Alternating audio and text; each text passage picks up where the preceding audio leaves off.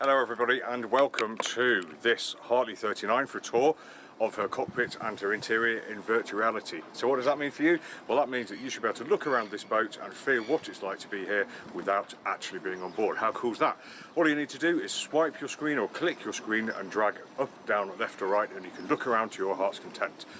Some people do find movement of the camera to make them feel a little bit sensitive, so if that may be you, I'll let you know if I'm going to move the camera so you can avert your eyes, and then once she's safe again and the camera's safely back down, I'll let you know and you can come back to me. Now, I'm sorry I keep mopping my brow because it is an absolutely sweltering day down here today. Please do excuse me. Anyway, we're on this ferro cement Hartley 39, and as you can see, you are atop the helm right in the middle of the cockpit, so we've got lots of room for running about. All feels really big and really hard and solid on this boat, I have to say. Nice easy companionway to get in and out of. Nice spray hood with a handle here, you can swing off a little bit to grab hold of. Nearly fell over then. But as you can see, we have an array of sheet winches here, all nice big strong models. We've got the running rigging there, the brakes, we've got the brakes here should we need to run anything aft, and it's feeling like a nice safe cockpit because we're enclosed with canvas works here, which is great. The mainsail is a roller affair as well, so less bits and pieces lying around. We've got the after deck behind us, beneath which is the gas locker and the heater, and plenty of seating and some kind of hanging around and chilling space in the cockpit. So we've got nice high sides as well, so that's going to feel really nice in the seaway and kind of insulate us from the weather, hopefully. And just finished off by the solar panels above. You may be able to see we've got nice sized standing rigging on this boat as well, probably a little bit over engineered, which is great because that means that we've got that extra strength when we need it. Very, very nice. Right then, let's pick you up for the first time and we'll take you through here, see how easy it is to get down. Quite a steep ladder, but plenty to hang on to, handles, etc., from which we can grab, and I'll try and place you on the edge of the chart table there. Hopefully you won't fall over. Quick mop because it's hot. But yeah, down the companionway, quite steep but easy to get down, handles either side, something to grab hold of when you get down here, no worries at all. And that brings us on the starboard side. I won't take you through here because there's nowhere to put you, but in here we've got basically a big store which is all the way athwartships and then aft along and underneath the cockpit, which is empty and just full of gear, power tools, etc. But on the starboard side here we've got I would call it a pilot berth or a spare berth. It's in the process of kind of being reconstructed, but you may want to leave it as it is or take it out or maybe reconfigure it, I don't know. On the starboard side, as you can see, we've got a nice galley, linear, so really handy for passing bits and pieces up and down from the cockpit. We've got lots of, or a reasonable amount of work surface. We've got a recent gas cooker, so we've got two burners there, a grill and a cooker underneath, a nice proper sized fridge, which is great and unusual for a boat of this size, and a nice sink here. And I won't mention it again, but there is stowage everywhere. There are sliding lockers, there are cupboards, there are shelves all the way throughout this boat, so very well catered for those longer journeys and cruises, which I feel like this boat should be doing. Anyway, let's have a look at the other side of the port side of this upper deck of raised saloon. So standing here and doing all my domestic chores, I can see through the windows, great, takes the pain off it. Sitting here, over here, if I had the blind open there, which I think all the windows do have blinds, you can see we've got the raised seating here, so that means we can eat our dinner, etc., or even do our chart work with a great view looking outside, either with our heads down on the chart or heads down in our dishes eating our food, etc. But room for seating for four at a squeeze, certainly for two in comfort, I think. And then here we've got another seat here which would serve as your navigator's seat, which is amazing actually because it's got handholds on it for as you're walking past, handholds on it for if you're sitting on it and you need to hold, and also you can directly, you've got line of sight with the helm up there, and underneath here is fitted a nice little microwave, so really, really handy, dual usage. I like it a lot.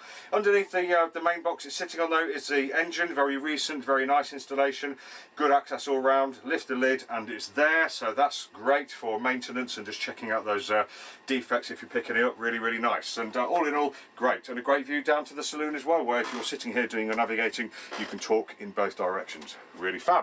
So let's pick you up and I'll place you on the saloon table. There we go. Now your you're down in the boat now, so another step down from the galley, or 2 steps down from the saloon. So this is your cosy area. We have windows though.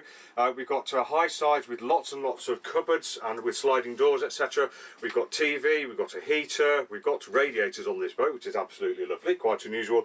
And we have 2 sofas, port and starboard, which could easily double as berths. Lots of storage everywhere.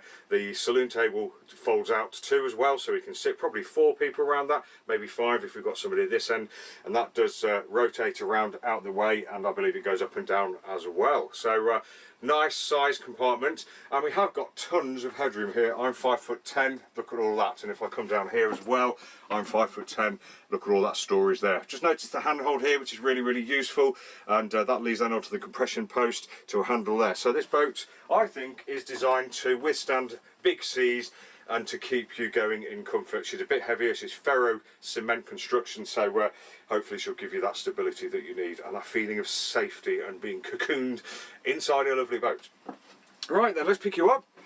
There we go, and we'll transport you through to the bedroom at the front. So this is the forward cabin. There we go, this boat is in use, as you may have seen. Let's try and stand you up without you falling over. Let's make a little adjustment there, and there we go. So you're in the forward saloon, so you're at the front of the boat, or almost. There'll be most likely an anchor lock at the other side of that bulkhead to be confirmed. But around here, as you can see, room to sit up. The headroom does come down at the front, but that's where your legs will be when you're sleeping. So basically it's just a crawl up this kind of built-in ladder affair here. You crawl in and get your head down after that heavy day sailing. Windows, port and starboard, a hatch above, which is really important to get that light and air in and just to vent the compartment in general. Very long berth here, longer than average, so I think tall people will be catered for in here.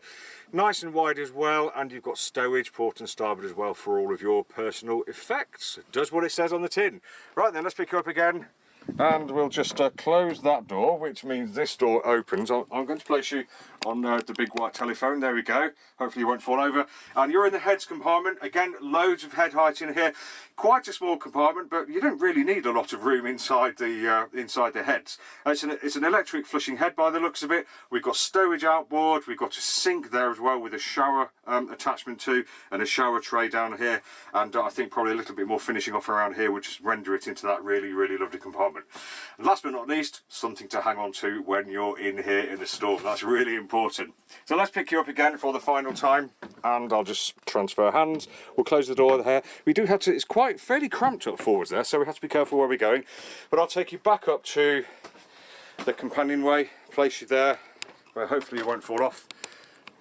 And we'll finish off by saying that this has been Tim from Boatshed Brokers on a very hot day. I do apologise, taking you around the interior of this ferro cement built Hartley 39. Hope you've enjoyed to see what it's like on board, where things are, what the space is like, and if she may be a space for you.